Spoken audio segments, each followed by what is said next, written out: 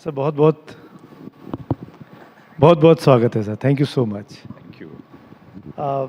मंच पे हम लोग तो आपको दिख ही रहे हैं, लेकिन आपको मैं ब्रीफ कर दूं। इस सेशन में हम लोग बात करने वाले हैं संविधान और न्यायपालिका की भूमिका पर। तो आप सब लोग जो यहाँ बैठे हैं, आप सबका बहुत बहुत धन्यवाद वक्त निकालने के लिए, जुड़ने के लिए। तो शुरुआत करते हैं सर आपकी इजाज़त से। Thank you so much for being with me. संसदीय लोकतंत्र हमने अपनाया है, उसमें संविधान भी है, सर्वोच्च है और संसद भी है। संसद को अधिकार है कि वो कानून बनाए, लेकिन उसे संविधान के दायरे में होना होगा। संसद संविधान भी बदल सकती है, लेकिन उसके मूल ढांचे को नहीं बदल सकती। ये व्यवस्था हमारे सुप्रीम कोर्ट ने दी हुई है। उस सर्वोच्च न्यायालय ने जिसका काम संवैधानिक व्यवस्था को बनाए रखना है, उसकी गारंटी देना है, उसके सामने कई बार ऐसी चुनौतियां आई हैं। एक ऐसा मौका भी आया जब ये संविधान खतरे में पड़ता दिखाई दिया। इमरजेंसी के उस दौर की काली याद अब भी हम सबको कचोटती है, लेकिन ऐसे कई अवसर आए हैं इस बीच में जब सुप्रीम कोर्ट ने संविधान की भावना की रक्षा की, संसदीय व्यवस्था के भटके कदमों को रास्ते पर लौटाया। दरअसल न्यायपालिका ही संविधान की असली संरक्षक है। तो इस सत्र में बात संविधान और न्यायपालिका की भूमिका के लिए करेंगे। इस जटिल लेकिन अहम मुद्दे पर बात करने के लिए भारत के मुख्य न्यायाधीश रहे, 50वें मुख्य न्यायाधीश रहे, डॉक्टर जस्टिस डी.वाई. चंद्रचूड़ हमारे साथ मंच पर हैं। और इस चर्चा में मेरे साथ मेरे सहयोगी आशीष भार्गव, जो एनडीटीवी इंडिया के लीगल एडिटर हैं, वो भी यहाँ बैठे हैं। आपका भी बहुत बहुत आशीष स्वागत है। Sir let me ask you the first thing. पहला सवाल बहुत आज ठीक 15वां दिन है, आप सुप्रीम कोर्ट नहीं गए हैं, कैसे रही है 15 दिन आपके पहले? 8.5 साल की आदत थी। उसके पहले 24 साल मैं जज रहा हूँ। उसके अलावा मेरी दुनिया में और कुछ ज़्यादा और कुछ काम नहीं था। बस सुबह उठ के केस फाइलें पढ़ना, कोर्ट जाना, शाम को आके जजमेंट्स डिक्टेट करना, रात को अगले दिन की फाइलें पढ़ना। So I must confess as a human being that it's not an easy thing to suddenly have this shift in life. पर मैं कई बार ऐसा सोचता हूँ निजी मेरे जीवन में कितनी जो चीज़ें मैंने आत्मसात कर ली हैं, पर कितनी चीज़ें खोई भी हैं। पिछले 24 साल में मेरे परिवार के साथ में ना एक लंच ले सका, कई बार रात के डिनर के लिए भी मैं अपने ऑफिस में रहता था। तो ऐसी कई चीज़ें हैं जो कि मैं अब करना चाहता हूँ और कर रहा हूँ। It's beautiful to be a private citizen, not bound by the restraints, the responsibilities of judicial office. एक बात आप मुझे थोड़ा सा उस पर वो है कि शाम को आप कभी घर नहीं गए। 9:30 तक तो मुझे पता रहता था कि आप ऑफिस में हैं, और जब तक आप अपने ऑफिस में रहते थे, सब सुप्रीम कोर्ट का जितना स्टाफ है, सिक्योरिटी है, सब वहीं पर रहते थे 9:30 बजे तक रात को।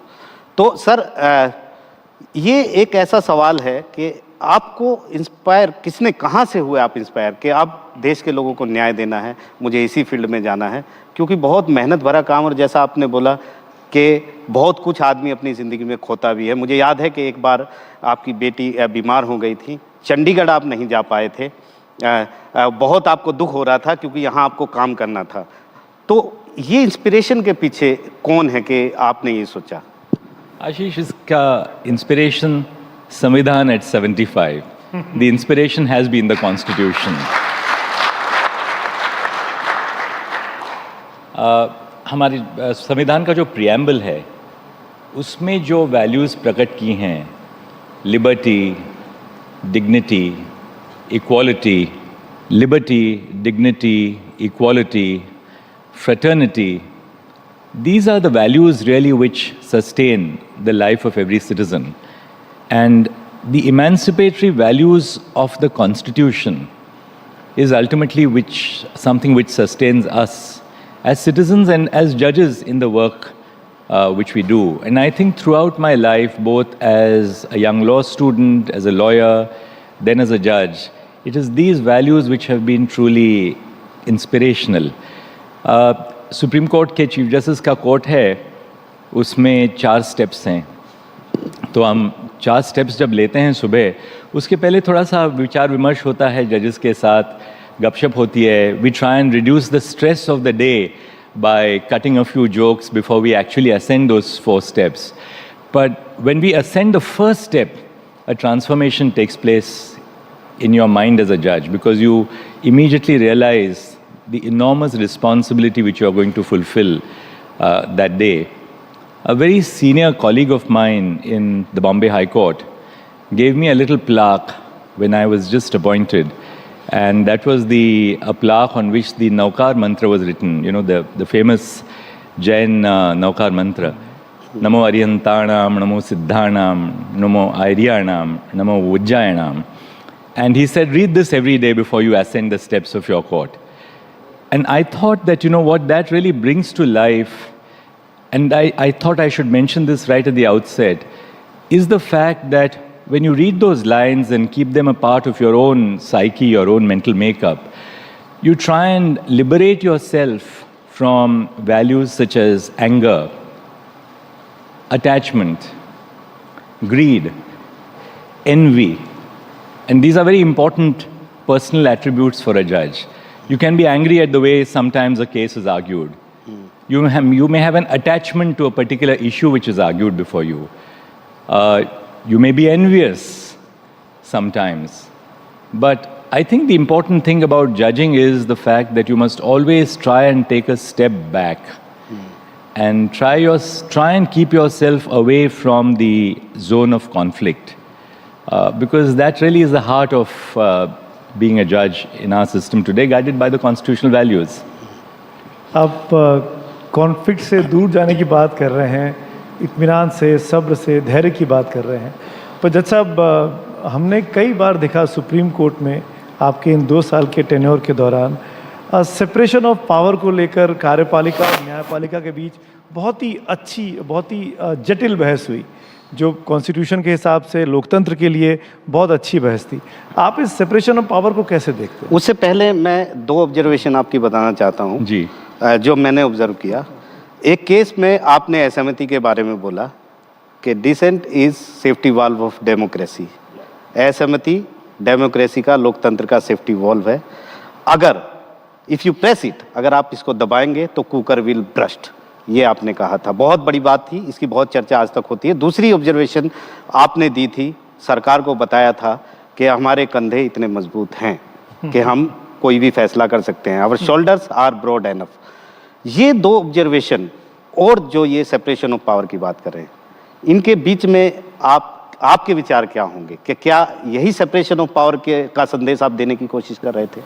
जी, 75 साल हो गए हैं आज संविधान को, और ये इन 75 सालों में हमारे देश में बहुत अच्छे कन्वेंशंस आए हैं, and the separation of powers is a very important convention which we have adopted.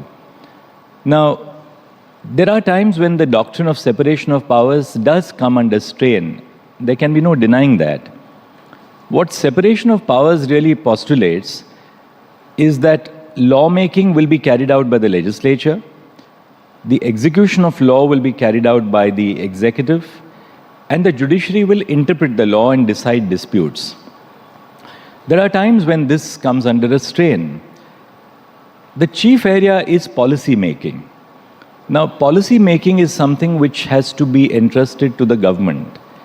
In a democracy, लोकतंत्र में जो policies बनवाते हैं हम किसी भी एरिया में, वो सरकार बनवाती है, क्योंकि सरकार, the government is ultimately accountable to the people through the legislature, whether it's parliament or the state legislatures. But कई बार ऐसे होता है कि कोई पॉलिसी ही नहीं है। अब जब पॉलिसी नहीं है, तब क्या कोर्ट शांत रहेगी? अब एक उदाहरण मैं आपको देता हूँ, sexual harassment at the work place. इस पे पॉलिसी नहीं थी, ना ही कोई लॉ था।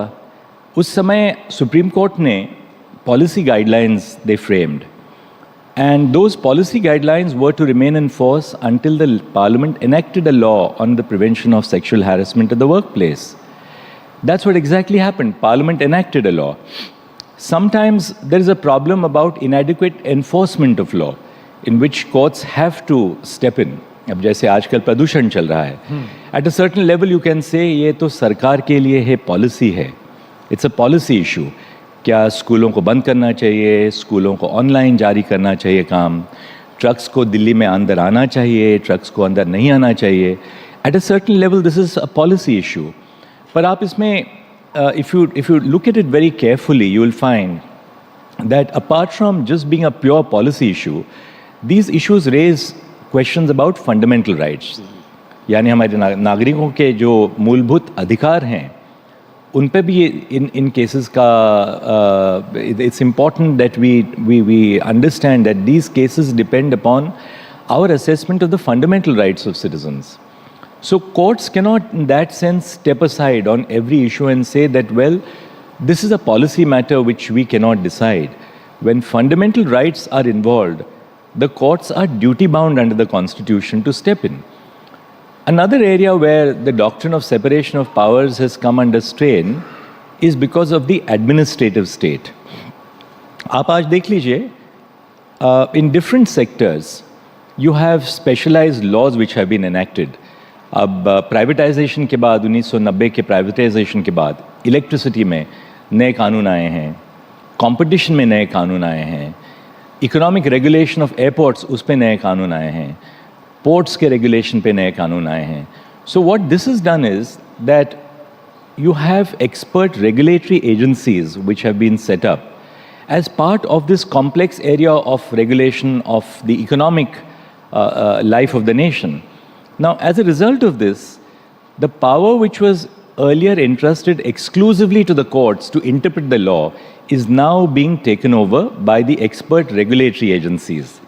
और ये जो आजकल नए एक्सपर्ट रेगुलेटरी एजेंसीज हुई हैं, जैसे सेबी है, कंपटीशन कमीशन है, बाकी एजेंसीज हैं, जो जुडिशरी का कोर फंक्शन था, अक्सर हम देखते हैं कि ये कोर फंक्शन आज वो एजेंसीज को जा रहा है. That again is a little bit of a change from the traditional idea of separation of powers. So the separation of powers as a basic concept of democracy is alive and well in our society, but उसमें थोड़ा बहुत काफ़ी बदल आया है because of the complexities of the modern age in which we live. एक सवाल आपकी इजाज़त से और पूछना चाहता हूँ. आपने कहा कि जस्टिस चंद्रचूड़ की नीतियाँ बनाना, पॉलिसीज़ बनाना सरकार का काम है. ये ऐसा टॉपिक है जिस पे आप बोलते रहे हैं, मैंने आपके कई इंटरव्यूज़ में देखा है. मैं कोलिजियम सिस्टम की बात कर रहा हूँ. सरकार जजेस अपॉइंटमेंट को लेकर एक पॉलिसी बनाना चाहती है.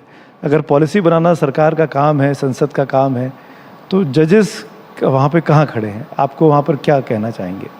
देखिए, पॉलिसी बनवाना, कानून बनवाना संसद का काम है, बट कानून, कोई भी कानून बनता है, उसकी वैलिडिटी है, उसकी वैधता है, इस पर निर्णय लेना ये तो कोर्ट का हक है.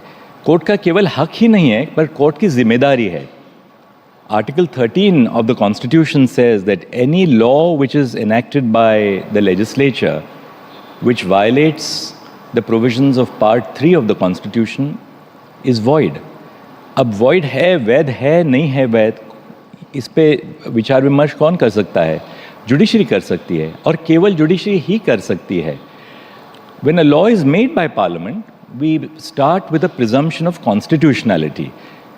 The presumption of constitutionality is that लोकतंत्र में जो लोगों के प्रतिनिधि हैं, इन्होंने ये कानून बनवाया है, तो ठीक होना एक presumption है. But that presumption can be overcome by demonstrating that the law is unconstitutional.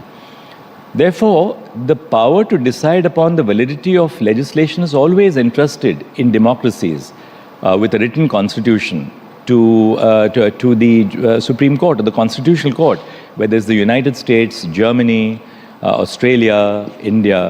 केवल हमारे देश में ही नहीं, other countries in the world also have followed the same tradition. So in that sense, we have not adopted the absolute principle of parliamentary sovereignty, which say has been adopted in the United Kingdom, because they didn't have a written constitution until the European Convention on Human Rights came in, and where now they are governed by at least the principles in the ECHR. आपने collegium के बारे में बात की, उसका जिक्र किया. उसके बारे में यही कहना चाहता हूँ that ये जो कोलिजियम सिस्टम है, शायद there is a lot of misunderstanding about the way the collegium system works. The collegium system has entrusted responsibilities to different levels of the state. I'm not saying the government, the different levels of the state in a federal system. So the high courts are involved in the process of appointment of judges. files are processed by the governors and by the chief ministers in the states, because they are the executive in the federal form of government in the states. The file is then processed at the level of the union government in the Ministry of Home Affairs. The Intelligence Bureau will give its inputs. ये सारे inputs जब एकत्रित करते हैं तो फिर supreme court को भेज देते हैं. The Supreme Court will give its opinion and then recommend what is to be done in the appointment of a particular case. And then it goes to the government and then ultimately to the president for appointment of judges. So you will see that the system of appointment is very nuanced. It is multi-layered. It's not as if the judiciary has an exclusive role to play in the appointment of judges. दरअसल sir impression यही है कि transparency नहीं है. ऐसा बाहर public को लगता है कि हमको पता ही नहीं चलता है कि जजेस कैसे बनाए जाते हैं, कैसे नियुक्त होते हैं, कैसे कोर्ट्स, हाई कोर्ट्स और सुप्रीम कोर्ट पे आ जाते हैं. अब डू यू थिंक कि ट्रांसपेरेंसी की आवश्यकता है इस प्रोसेस? ट्रांसपेरेंसी की आवश्यकता ज़रूर है, पर जब ट्रांसपेरेंसी की बात करते हैं हम, देखिए पिछले 2 साल में what are the norms on which we appoint जजेस, इसको हमने पब्लिसाइज किया है वेबसाइट पे सुप्रीम कोर्ट के. First we look at the seniority of the जज. ये नहीं कि सबसे जूनियर मोस्ट जज को आप सुप्रीम कोर्ट, हाई कोर्ट में सबसे जूनियर मोस्ट जज है उसको आप सुप्रीम कोर्ट लाएंगे, ये बात तो चल नहीं सकती. Seniority, integrity, merit, the need for regional representation of different states in the Supreme Court, the need for broad and diverse representation on the basis of gender, marginalization, on the basis of also, social transformation, such as bringing in the scheduled castes, scheduled tribes, the other backward classes, adequate representation to different minorities. These are all the factors which are borne in mind by the Supreme Court Collegium, और इसको हमने publicise कर दिया है हमारी website पे कि ये मूलभूत सिद्धांत हैं जिनके आधार पर हम डिसाइड करते हैं हम कि किसको सुप्रीम कोर्ट में अपॉइंट करना है. अब जब हम ट्रांसपेरेंसी की बात करते हैं, एक हम लोगों को ये ज़रूर मन में ध्यान में रखना चाहिए that we are dealing with the lives and careers of people who are going to be appointed to the Supreme Court. अब कई बार ऐसे होता है कि सुप्रीम हाई कोर्ट के जजेस या चीफ जस्टिस जिनकी हम नियुक्ति करते हैं सुप्रीम कोर्ट के लिए, मान लीजिए 10 लोग कंसिडरेशन में हैं, उसमें 3 लोग नियुक्त किए जाते हैं, 7 लोगों को आप नियुक्त नहीं करते हैं. अब हर चीज़ हम यदि पब्लिक आई में उसको प्लेस कर दें, if we disclose all the reasons, that will seriously affect their ability to perform as जजेस in the future. Likewise, when we are appointing lawyers to the High Court, there may be, say, a group of 25 lawyers who are under consideration. Eventually, 7 may be selected. Now, if we were to start publicizing all the details of the personal lives of people who are going to be appointed, good people will say, I don't even want to be considered for appointment. So, in the process of transparency, Right. we should not find a solution which would be worse than the disease which we are seeking to cure. Yeah. Because you are ultimately dealing with the lives of people, careers of people. So there has to be this very delicate balance which is drawn between transparency, objectivity, and yet preserving the candor in the process. आपको मैं और एक उदाहरण देता हूँ.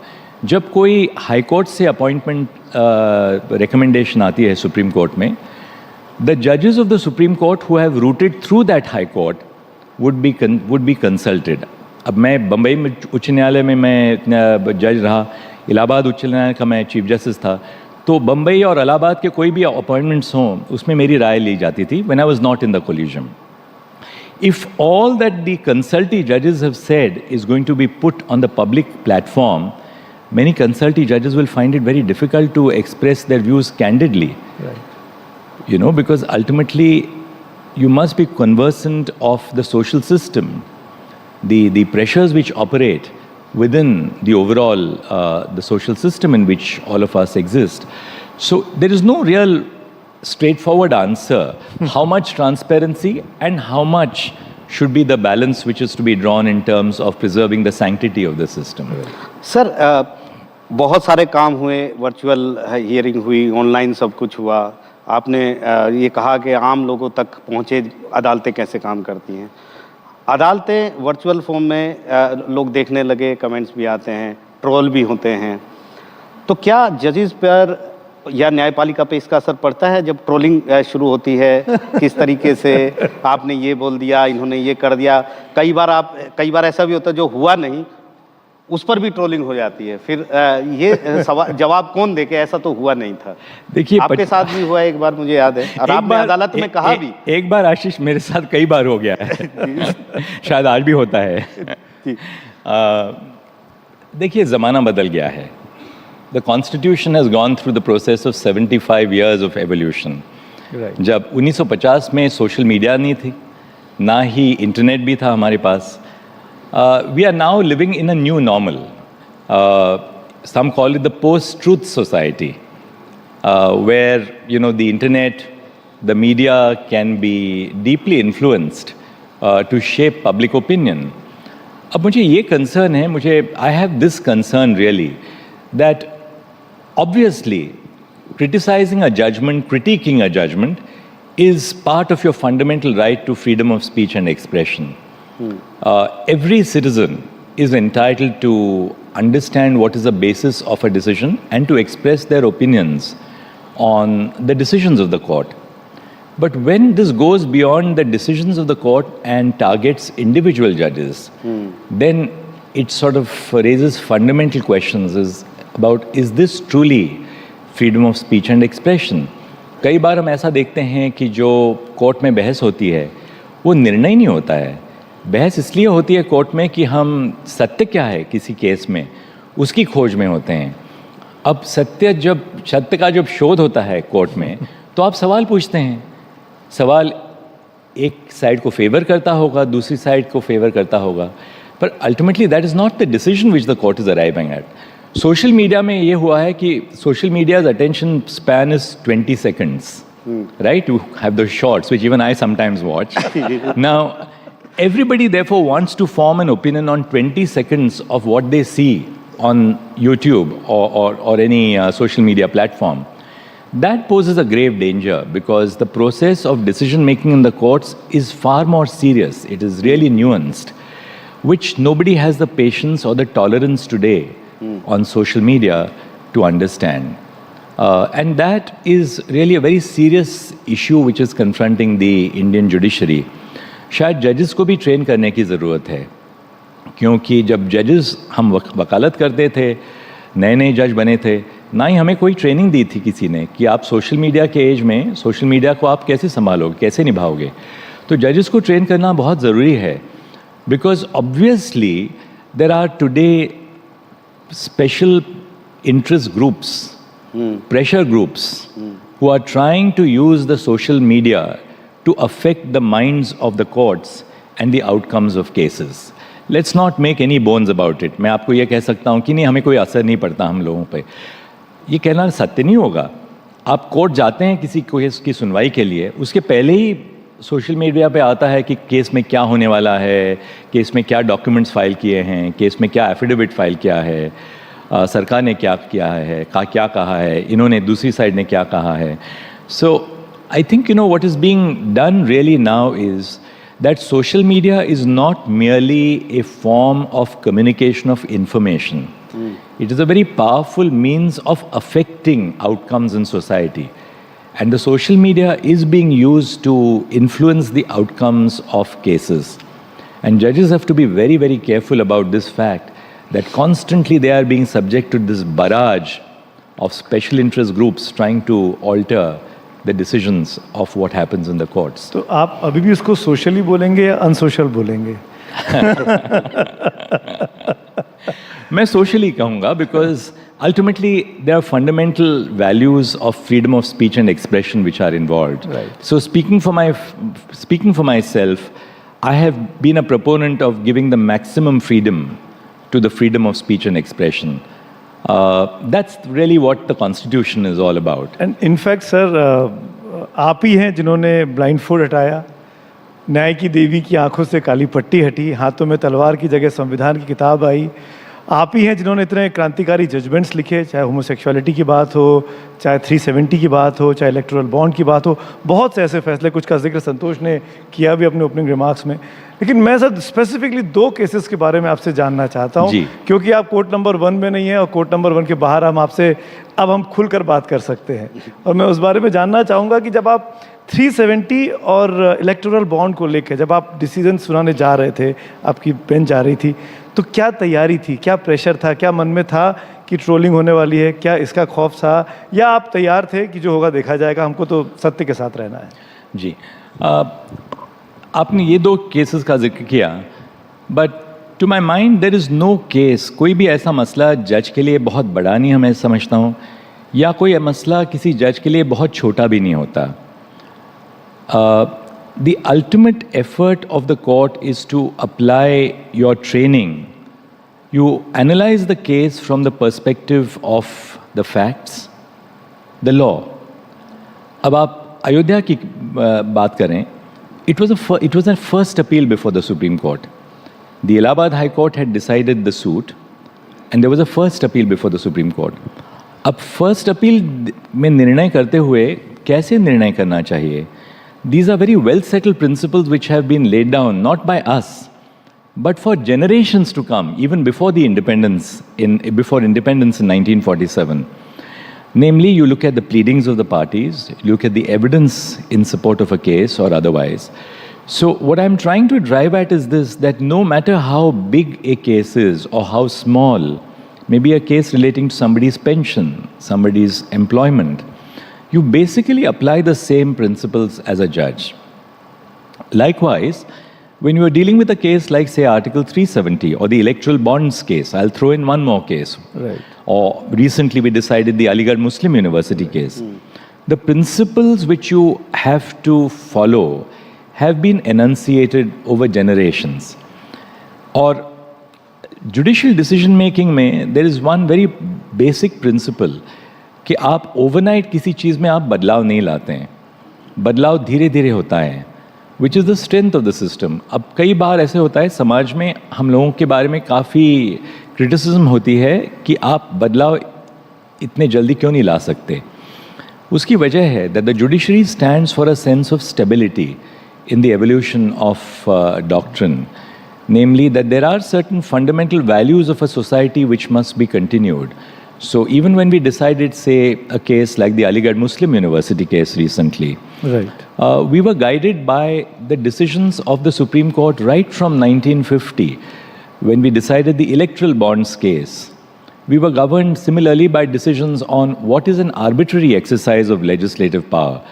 Those principles have been laid down by generations of judges before us, which we lay down. Now, those principles have also evolved over a period of time.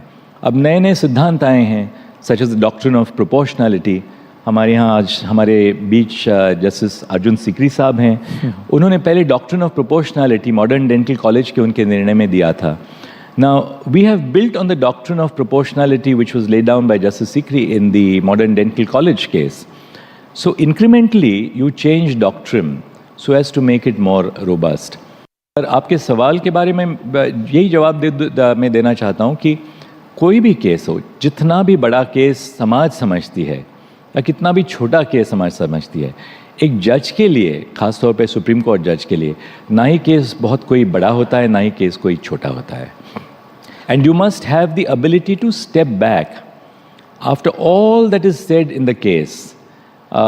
You step back and then retreat from the zone of conflict. That is very important. Right. That as a judge you must retreat from the zone of conflict, and that's when you are left with yourself. That's the difference between a lawyer and a judge. You retreat from the zone of conflict, and you are left with no one else but your own thoughts to then see where the balance of justice will lie. Sir, पिछले 2 साल में हमने supreme court को बदलते देखा, 2 तरीके से बदलते देखा. एक सुप्रीम कोर्ट की बिल्डिंग को, इमारत को बदलते हुए देखा, और दूसरा न्याय प्रणाली को बदलते हुए देखा. नई पीढ़ी की आप बात कर रहे हैं, नई पीढ़ी आपसे बहुत ज़्यादा कनेक्ट है, आप शायद जानते होंगे. आपने महिला अधिकारों को लेकर चीफ जस्टिस बनने से पहले ही बहुत सारे फैसले दिए. आपने बात की कि जो स्टीरियोटाइप समाज में जो चलता है वो नहीं चलेगा. आपने सुप्रीम कोर्ट से ही उसकी शुरुआत की। आप डिसेबल्स के लिए मिट्टी कैफ़े सुप्रीम कोर्ट के अंदर लेकर आए, जो सब डिसेबल चलाते हैं उसको, और सब लोग वहाँ जाते हैं, और वो सब विजुअल, लोग वहाँ जाते वो हैं। विजुअल आज भी याद है। वो सबसे ज़्यादा बिजी रहने वाला कैफेटेरिया है सुप्रीम कोर्ट के भीतर, जहाँ बैठने की जगह नहीं मिलती तो लॉयर बाहर खड़े होकर खाते हैं। आपने भी देखा होगा, सर्दियों में खास तौर पर। हमने देखा डिसेबल फ्रेंडली बनते हुए, टॉयलेट आपने उनके लिए बनाए, रैंप उनके लिए बनाए, महिलाओं को उनके अधिकार देने की बात की, डिसेबल्स को अधिकार देने की बात की, बहुत सारे फैसले भी दिए। उन फैसलों से आपके किस तरीके से इमोशंस जुड़े हुए हैं? क्योंकि हर आदमी जब आपकी बात करेगा तो महिला अधिकार और डिसेबल्स के अधिकार, इनको लेकर आपकी चर्चा हमेशा होगी। देखिए आशीष, personally I am a proponent of the fact that a judge cannot completely ignore their emotions, because law without emotions would be equal to tyranny. It's the emotions which give a judge a sense of compassion, the sense of humanity. क्योंकि निर्णय जब देते हैं, कोई भी जज निर्णय देता है और देती है, तो उसमें जो समाज कार्य की भावना है वो सबसे महत्वपूर्ण है। कि आज मैं जो निर्णय दे रहा हूँ, ये दो लड़ती हुई पार्टीज़ हैं मेरे सामने, पर उससे समाज कार्य कैसे होगा और समाज में हम कैसे बदलाव लाएंगे। चाहे वो डिसेबिलिटी राइट्स का इशू हो, जिसमें ख़ास तौर पे मैंने काफ़ी निर्णय दिए हैं। एक दलित लड़का है जो 17,000 फ़ी नहीं दे सकता है और उसको आईआईटी की एडमिशन मिली है, उसको आईआईटी की एडमिशन से उसको वंचित रखा है क्योंकि उसके पास 17,000 रुपये नहीं थे। उसकी बहन ने उसको क्रेडिट कार्ड दिया था, पर शाम का जब तक उसने क्रेडिट कार्ड यूज़ करने की कोशिश की, समय तो बीत चुका था। अब ऐसी बाधाएं आती हैं हमारे सामने, हर रोज़ आती हैं, एक ही केस नहीं है। तो अल्टीमेटली जज का जो कार्य है वो समाज से जुड़ा हुआ है। A judge is deeply involved in the process of social transformation. The Constitution itself is a social transformative document.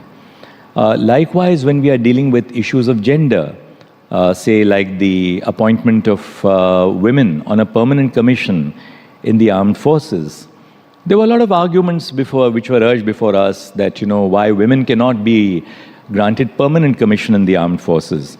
That, well, will women be able to, be on warships in the middle of the ocean? Or would women be able to guard our borders in the bunkers on the borders of the nation? And it depends on what your vision of the good society is for the future. And we said that, look, there is no reason why the same work which men do cannot be done by women. And the results are now for all of us to see. You have women who are fighter pilots, they're commanding squadrons, women are at the forefront on our naval warships, women are in the armed forces, working shoulder to shoulder with men. So it's a question of how you stretch the Constitution. The Constitution ultimately is an abstract document. But what is most important about the Constitution, I think, and which I'd like to emphasize in the context of Samvidhan at 75, is that there is no one dominant theme which you can find in the Constitution. The Constituent Assembly comprised of people drawn from different walks of life. बाकी जो संविधानें थी, जैसे American constitution है या कई बाकी constitutions हैं, they were enacted, they were adopted in a very different context. Our constitution was not a constitution which was adopted by warring groups. No. We had the history of the princely states, British India, everybody came together. Sardar Vallabhbhai Patel brought everybody together in ultimately creating one unified fabric of a political national entity. Now, the beauty of our constitution is that it reflects the diversity of India. It reflects the linguistic diversity of India, the regional diversity of India, the cultural diversity of India, the religious diversity. And if you look at the Constitution in that sense, the great strength and stability of our Constitution is that it does not follow any one particular ideology or any one particular dominant theme. The one dominant theme, if there is of human dignity. But beyond saying that and adopting the fundamental values in the preamble like liberty, equality, fraternity, the Constitution allows for diversity in India to flourish. And that is why the Constitution has been so stable for the last 75 years. Because the stability of our nation lies in the diversity of the nation. And the Constitution has brought together this diversity in creating one political document for governance in the country. जैसे चंद्रचूड़ एक और सवाल जो मेरे मन में काफ़ी देर से है, अब क्योंकि मैं कंफर्टेबल हो गया हूँ आपके सामने, मैं पहली बार आपसे मिल रहा हूँ, आशीष तो रोज़ मिलते रहते हैं, मैं आपकी इजाज़त से पूछना चाह रहा हूँ, एक कंट्रोवर्सी होती है हमेशा कि कौन सा केस किस कोर्ट में जाएगा, चीफ जस्टिस डिसाइड करते हैं, आपके पास वो जिम्मेदारी है, उसको लेकर वो कैसे फैसला किया जाता है कि बेंच कोर्ट नंबर 1 में जाना है, 2 में जाना है, 3 में जाना है, क्या कुछ आप सोचते हैं, कैसे वो सिलेक्शन होता है? देखिए, पिछले 2 साल में मैं जब चीफ जस्टिस बना 2022 नवंबर में, 2 साल में करीब 1,10,000 केसेस डिस्पोज ऑफ हो गए। जी हाँ, बिल्कुल। अब 1,10,000 केसेस चीफ जस्टिस तो असाइन नहीं कर सकता, इट्स फिजिकली इम्पॉसिबल। राइट। तो ये जो गलत फहमी है कि chief justice assigns all the cases which are filed in the court, that's not correct. Chief justice क्या करते हैं? चीफ जस्टिस को कहते हैं master of the roster. Roster क्या है? Roster is the assignment of work. The chief justice publishes the roster of work, not only the Supreme Court, ये high court में सदियों से ये रिवाज है। The chief justice will publicise the roster of work. Court number 1 के सामने ये कैटेगरी ऑफ केसेस जाएंगे, कोर्ट नंबर 2 के पास ये कैटेगरीज ऑफ केसेस जाएंगे। अब ये रोस्टर कैसे तैयार किया जाता है? नॉर्मली चीफ जस्टिस ये देखते हैं कि इस कैटेगरी का इनफ्लो क्या है। अब हमारे यहाँ सुप्रीम कोर्ट में क्रिमिनल केसेस का सबसे ज़्यादा इनफ्लो है, तो क्रिमिनल केसेस करीब हर एक बेंच क्रिमिनल केस लेती है। कई केसेस ऐसे होते हैं कि जिसको आप स्पेशलाइज बेंचेस की ज़रूरत होती है, जैसे tax, direct tax, indirect tax. हर एक जज इनडायरेक्ट टैक्स और डायरेक्ट टैक्स नहीं ले सकते हैं। कमर्शियल केसेस, स्टैट्यूटरी अपील्स जो होती हैं, इलेक्ट्रिसिटी एक्ट, वो ये बहुत ज़्यादा स्पेशलाइज्ड ज्यूरिसडिक्शन है। तो चीफ जस्टिस आइडेंटिफाई करते हैं कि हमारे कोर्ट में इस ब्रांच के लिए खास तौर पर स्पेशलाइजेशन किन के पास हैं। टैक्स केसेस हैं तो हाई कोर्ट में ज़्यादातर कौन से जजेस ने टैक्स केसेस किए हैं, और इस आधार पे चीफ जस्टिस एक रोस्टर पब्लिश करते हैं। वो roster is always made public on the website. आज भी आप देख लें तो the roster is published on the website of the Supreme Court. Within that roster cases are allocated by the computer.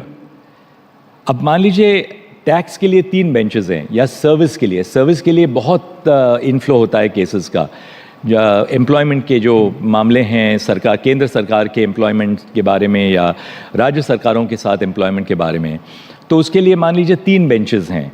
तो वो 3 बेंचेस में allotment of cases follows the computer. The computer will do a random allocation. अब कई cases जजेस recuse कर जाते हैं। क्यों रिक्यूज़ कर जाते हैं? खास तौर पर मान लीजिए किसी जज में उसी केस में निर्णय दिया है हाई कोर्ट में, या उनके कोई फैमिली के रिश्तेदार हैं जिन्होंने अपेयर हुए हैं हाई कोर्ट में, या किसी पार्टी को जानते हैं, तो वो रिक्यूज़ कर जाते हैं। उसके बाद वो चीफ जस्टिस के पास आ जाता है केस, रजिस्ट्री उस पर फाइल नोट बनवाती है कि ये किसको असाइन करना है। So it's really inappropriate to say that the assignment of cases is at the random discretion of the chief justice।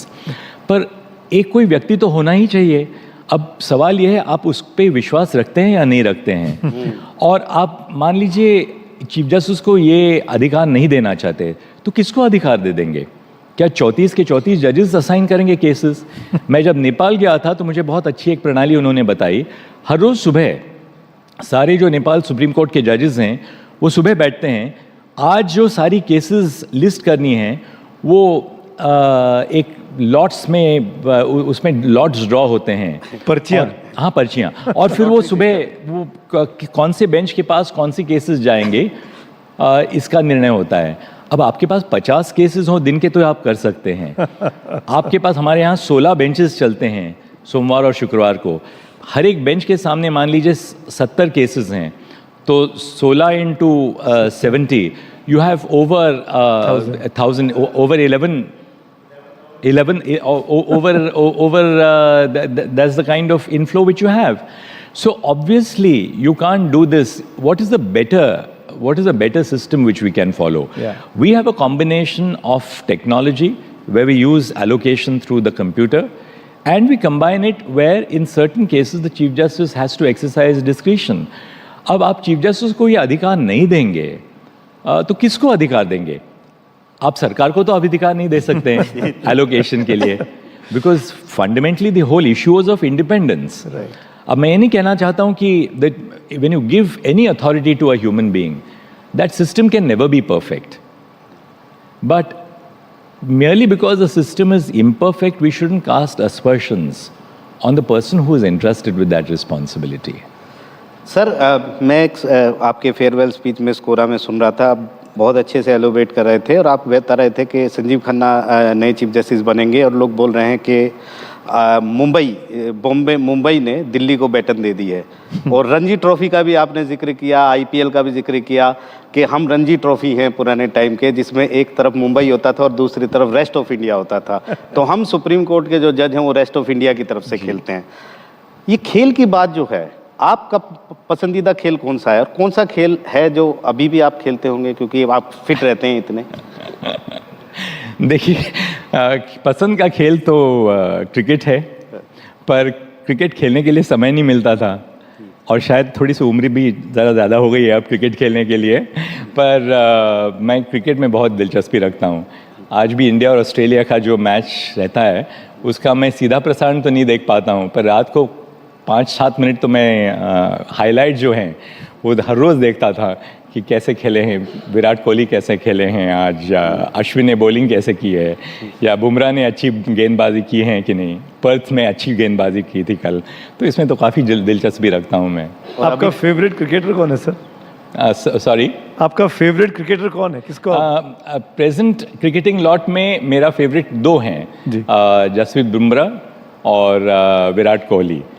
मैं पर इसके पहले वाले जो क्रिकेटर्स हैं उनमें मैं राहुल द्रविड़ को बहुत मानता हूँ. Always stable, always solid. आप उनके जैसे दिखते भी हैं. और टेस्ट मैच, आईपीएल और मतलब टेस्ट मैच, T20 और बीच में वनडे, उसी तरह के खेल, उसी तरह से जो सुनवाई होती है वो सुप्रीम कोर्ट में भी होती है. कॉन्स्टिट्यूशन बेंच टेस्ट मैच 5 दिन चलेगा, अयोध्या 40 दिन चला, और या 2 दिन चलेगा, फुल डे हियरिंग. बहुत पेशेंस की ज़रूरत होती है. T20 भी होता है, 1 दिन में पूरा हियरिंग करके फैसला आ जाए, जैसा आपने बुलडोजर यूपी में दिया, और आपने बताया कि रूल ऑफ लॉ में बुलडोजर जस्टिस नाम की कोई जगह नहीं है. इसी तरह से कुछ ऐसे होते हैं जो जल्दी केस खत्म हो जाते हैं T20 की तरह. सर आपका एक्सपीरियंस क्या रहा इन तीनों में? क्योंकि 38 फैसले, जस्टिस संजीव खन्ना जो चीफ जस्टिस है उन्होंने ये घोषणा की कि 38 कॉन्स्टिट्यूशन बेंच के मामले आपने सुने और डिसाइड किए, जो रिकॉर्ड मुझे नहीं लगता कोई तोड़ेगा. खेल से सुनवाई को देखते हुए आम लोगों को किस तरीके से हम भरोसा दिलाएंगे कि जिस तरह टीम इंडिया पे उन पर भरोसा रहता है, इसी तरह देश की न्यायपालिका पे हमेशा आप भरोसा रखिए? देखिए, पहली तो बात यह है कि जब भी कोई रिकॉर्ड बनता है वो रिकॉर्ड तोड़ने के लिए बनता है. अब सचिन तेंदुलकर ने इतने सेंचुरीज किए हैं, वो शायद वो भी रिकॉर्ड टूट जाएगा एक दिन. तो किसी भी व्यक्ति को अपने में इतना विश्वास नहीं होना चाहिए कि जो मैंने कार्य किया उससे और कोई बेहतर नहीं कर सकता है. आगे आने वाली पीढ़ी इससे भी बेहतर काम करेगी, आज की पीढ़ी अच्छी उससे बेहतर काम करेगी. We must accept that others will do things better than what you do. That's what your faith in humanity is all about. You are right. I mean, as a जज of the Supreme Court you have to balance 2 things. एक तो जो cases आते रहते हैं supreme court में, देखिए 2020 में करीब 29,000 मामले फाइल हुए सुप्रीम कोर्ट में. 2024 में जो एक्सट्रैपोलेटेड फिगर्स हैं, नवंबर तक हमारे पास फिगर्स हैं, हम अपेक्षित करते हैं कि करीब 60,000 मामले फाइल होंगे. तो 29,000 से 4 साल में दुगना हो गया है. अब एक तो जज के लिए सबसे बहुत महत्व यह होता है कि आपको जो नए नए केसेस आ रहे हैं उनका डिस्पोजल करना है. पर यह भी बहुत महत्वपूर्ण है कि ये सुप्रीम कोर्ट जो है, सर्वोच्च न्यायालय जो है, इट्स अ कॉन्स्टिट्यूशनल कोर्ट। और अपेक्षा क्या है? यही अपेक्षा एक नहीं है कि आप छोटे छोटे मामलों पर ध्यान रखेंगे, उन पर भी ज़रूर ध्यान रखना है आपको, पर जो बड़ी समस्याएं किसी भी पीढ़ी की, उनका भी तो आपको उन पर आपको विचार विमर्श करना है। So this is a balance which you have to constantly draw of hearing these seminal issues of our time, which the smaller issues and cases which come up before us. अब हमारे कॉन्स्टिट्यूशन बेंच के सामने कई मामले federalism के मामले थे, mineral rights जैसे, कि मिनरल राइट्स पे कौन टैक्स कर सकता है, क्या केंद्र टैक्स कर सकता है या राज्य टैक्स कर सकते हैं, बहुत महत्वपूर्ण में मसला था। या इंडस्ट्रियल अल्कोहल है, इंडस्ट्रियल अल्कोहल को कौन रेगुलेट कर सकता है, क्या केंद्र रेगुलेट कर सकता है या राज्य रेगुलेट कर सकते हैं। तो ऐसे कई मामले हैं। जीएसटी में, GST is a sign of cooperative federalism. How do we ensure that this cooperative federalism between the center and the states flourishes? So these are the very important issues of the time which have come up before us. कई बार social media पे इसमें विचार विमर्श नहीं होता है, क्योंकि these are not political hot potatoes in that sense for social media. But these are very critical issues for us as a court. तो दोनों चीज़ों पे ध्यान रखना है हम लोगों को, T20 जो आप कहते हैं और 5-day टेस्ट मैच। जस्टिस चंचूड़, एक सवाल और पूछना चाहूँगा मैं आपसे, और वो ये कि आपकी क्या राय है इंडिविजुअल स्पीकिंग, क्या जजेस को राजनीति में आना चाहिए? आपने कोर्ट छोड़ा, चुनाव लड़ लिया, आपने कोर्ट छोड़ा, आप राज्यसभा में आ गए, क्या कोई प्रोसेस होना चाहिए, कोई सिस्टम होना चाहिए? What is your own opinion? देखिए, पहली बात तो मैं आपको कहना चाहता हूँ कि any answer which I give should not be construed as casting an aspersion on judges who have gone before me. Jaise there were some very distinguished judges, Justice K. Subbarao, who is one of the greatest judges of our time, who resigned from the Supreme Court to contest the presidential election.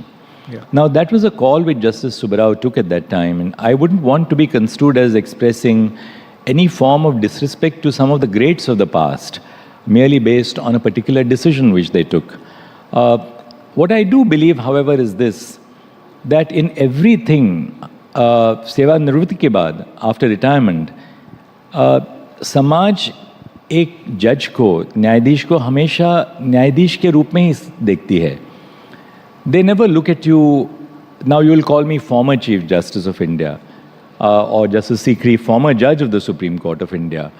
But society continues to look at you as a judge even when you lay down office.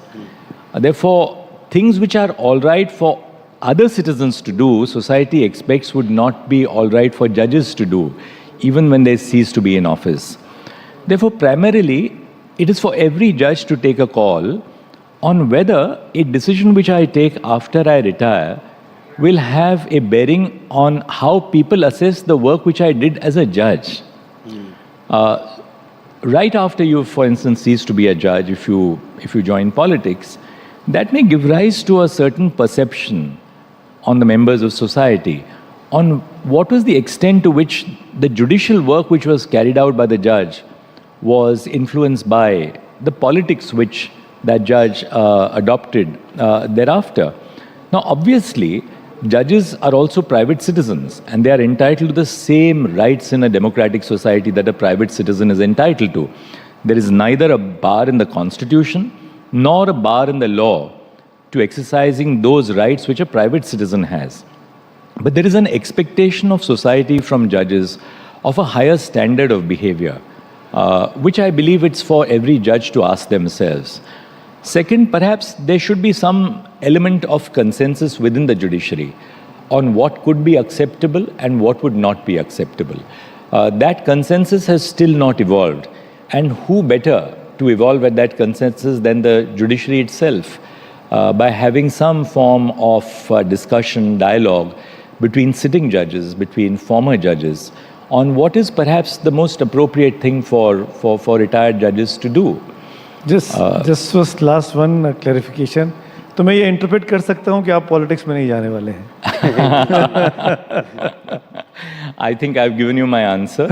The most important thing I think is that, and I believe that you will find me doing that, I don't think I should be doing anything in my life after 65 which would cast any element of doubt not only on the work which I did, but on the integrity of my system.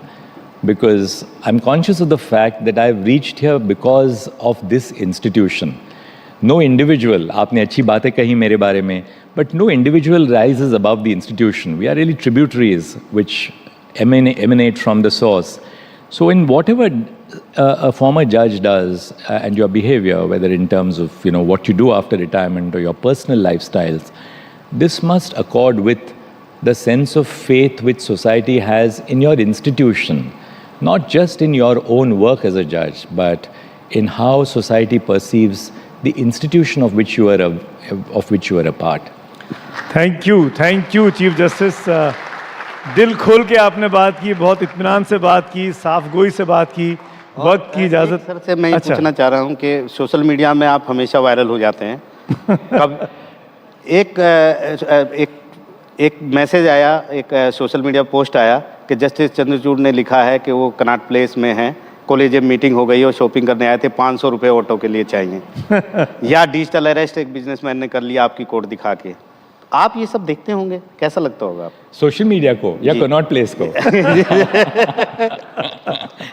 देखिए, Connaught place को तो हम जब college में थे, हम उसमें उस समय कहते थे, दिल्ली यूनिवर्सिटी का मैं छात्र था, तो हम उस समय कहते थे सीपी में टीपी। तो सीपी में टीपी क्या है भाई? तो सीपी में कनॉट प्लेस में टाइम पास। तो एक समय ऐसा भी था जो हम सीपी में टीपी करते थे। जी जी। मैं 210, 220, 240 डीटीसी के बस से सेंट्रल सेक्रेटरीट से मैं जाता था दिल्ली यूनिवर्सिटी, या कभी मन करता था तो 101 ले जाते थे, वो रेड फोर्ट से चांदनी चौक से होते हुए जाती थी। सोशल मीडिया को मैं ख़ास तौर पर जब मैं जज था, हर चीज़ तो मैं देखता हूँ, इसलिए क्योंकि क्या है, देखिए, you are human beings and you are liable to be deflected in the work which you do by constantly looking at the social media. मेरे साथ मेरे जो जुडिशियल लॉ क्लर्क्स हैं वो अक्सर सोशल मीडिया को देखते थे और मुझे कहते थे, आप प्लीज़ आप मत पढ़िए इसको। हम पढ़ते हैं, हमें काफ़ी निराशा होती है। कई बार बहुत गलत चीज़ें जजेस के बारे में लिखा जाता है। जैसी मैंने कहा मेरे फेयरवेल स्पीच में कि सोमवार 11 नवंबर से जो मेरे बारे में ट्रोल्स कर रहे थे वो शायद अनएम्प्लॉयड हो जाएंगे, क्योंकि आप किसके बारे में ट्रोल्स करेंगे। जी। पर मैं ख़ास तौर पे मैं सोशल मीडिया को फॉलो नहीं करता हूँ, ना ही मैं सोशल मीडिया पर था और ना ही मैं सोशल मीडिया को फॉलो करता हूँ। हाँ, मैं यूट्यूब पर अच्छी अच्छी चीज़ें देखता हूँ, थोड़ी गज़लें देखता हूँ या क्लासिकल म्यूज़िक सुनता हूँ, पाश्चात्य म्यूज़िक सुनता हूँ, अच्छे शेर शायरी के बारे में मैं सोचता हूँ, क्रिकेट फॉलो करता हूँ। But I generally have avoided the trolling and the social media as a principle. Thank you so much sir. CP में टीपी से लेके और सुप्रीम कोर्ट के चीफ जस्टिस बनने तक आपका ये सफ़र शानदार रहा और बीते 1 घंटे के दौरान ऐसा लगा कि जीवन के जितने भी तनाव हैं, अगर आपको दूर करने हैं तो इन मंत्रों को सुन लीजिए, आपके जीवन के तनाव दूर हो जाएंगे। कैसे काम कंपोज और सक्सेसफुल हुआ जा सकता है, जस्टिस चंद्रचूड़ उसकी जीती जागती मिसाल है। Thank you sir, NDTV India के इस फोरम में आने के लिए। Thank you so much, pleasure sir.